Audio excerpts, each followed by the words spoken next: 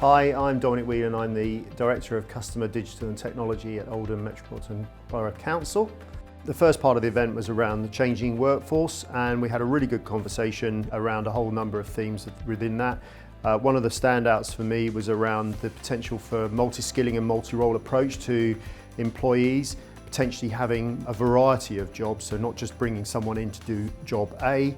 Actually, they might have to be a bit more flexible and do a multiple number of different roles.